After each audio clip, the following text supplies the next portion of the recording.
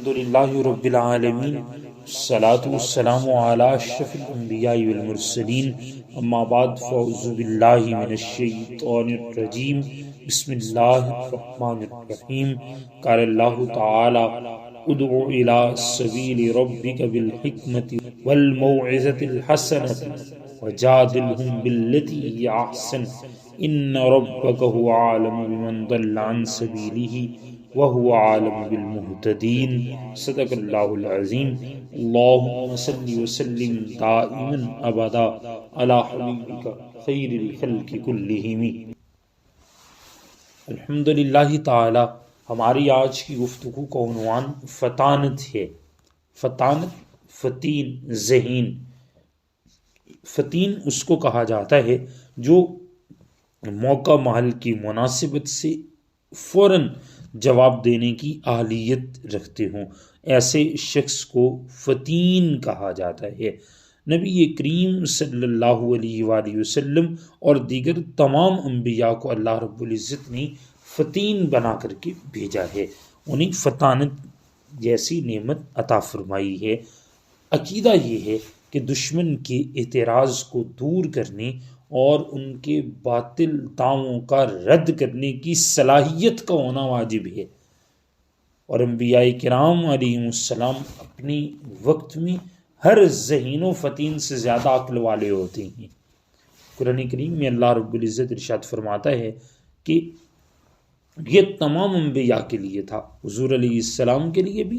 آپ سے پہلے گزر جانے والے تمام انبیاء کے لیے بھی، کہ ادعو الی سبیل ربک بالحکمت والموعظۃ الحسنہ، کہ اپنے رب کی طرف بلاؤ، رب کی راہ کی طرف بلاؤ۔ کیسے؟ بالحکمت، عمدہ تدبیر کے ساتھ، والموعظۃ الحسنہ،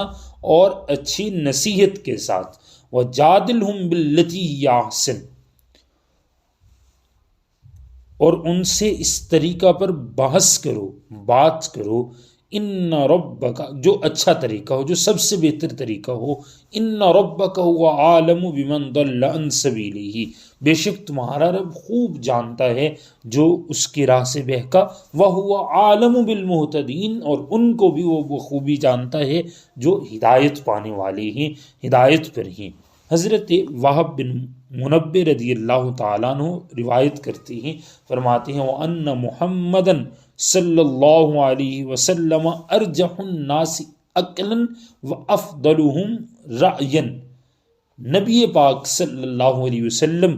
لوگوں میں عقل کے اعتبار سے سب سے اعلیٰ تھے اور رائے کے لحاظ سے سب سے افضل تھے۔ مکہ میں وہی ایک واقعہ ہی دیکھ لیجئے کہ جب تمام شہر مکہ تنصیب حجر اسود کے معاملے میں جھگڑ رہا تھا، تو رسول اللہ صلی اللہ علیہ وآلہ وسلم کی منشا پہ یہ طے پایا کہ اگلی صبح جو سب سے پہلے آئے گا وہ اس کو نصب کرے گا۔ اگلے روز جب سب سے پہلے آئے تو رسول اللہ صلی اللہ علیہ وآلہ وسلم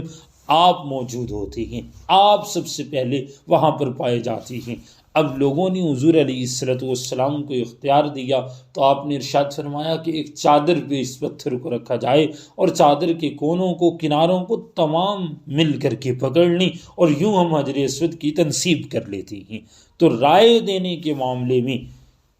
جتنی قوت اور استعداد انبیاء کو اللہ نے عطا فرمائی ہے، اتنی کسی دوسرے کا منصب نہیں رہی۔ اسی طرح جب مشرکین کوئی اعتراض کر دیں، جب کفار کوئی بات کر دیں اور کوئی باطل دعویٰ کر دیں، تو ان کو رد کرنے کی جو صلاحیت انبیاء کے پاس ہوتی ہے، جو ذہانت و فطانت انبیاء کو سونپی جاتی ہے، وہ کسی دوسرے کا خاصہ نہیں ہوتی۔ اگر ان میں یہ صلاحیت نہ ہو تو پھر غیر اہل کو یہ منصب سونپنا قرار پائے گا، اور یہ اللہ پر محال ہے۔ یعنی اللہ رب العزت کسی ایسے بندے کو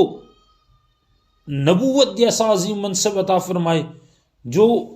جواب دینے کی اہلیت بھی نہ رکھتا ہو، جبکہ اللہ تو خود ارشاد فرماتا ہے اللہ اعلم حیث یجعل رسالتہ،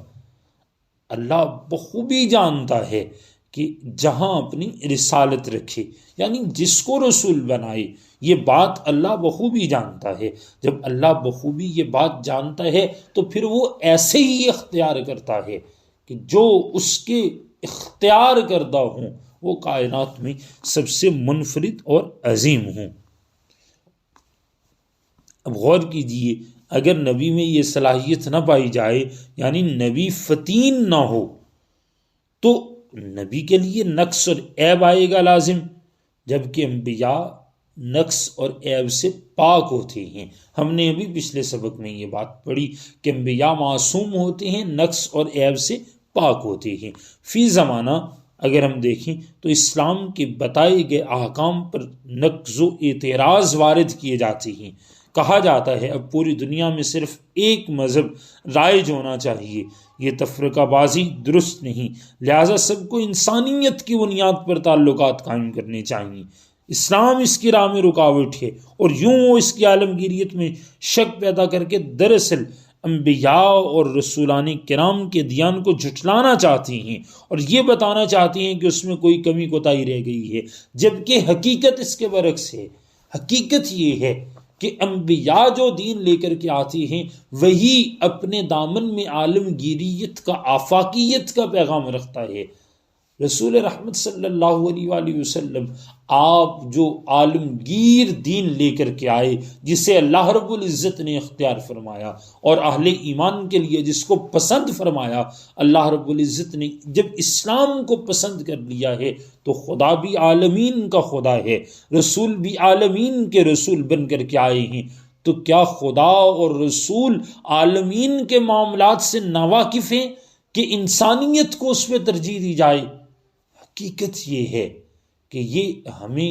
بھٹکا کر آج دنیا میں ایک نیا فتنہ سر اٹھا رہا ہے، اور وہ فتنہ یہ ہے کہ جناب اسلام کا نام لینا چھوڑ دیں اور خود کو ملت ابراہیمی میں ڈال دیں۔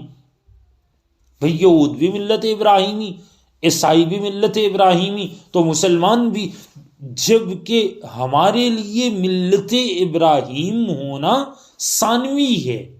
معول جس بات کو رکھا جائے گا، ہم اولا درجہ جس بات کو دیں گے وہ بات اسلام ہے، وہ درجہ اسلام کا درجہ ہے۔ اسلام کے دامن سے لپٹیں گے، اسلام کی آفاقیت و عالمگیریت کو تسلیم کریں گے تو اس کے تحت پھر ملت ابراہیمی ہیں،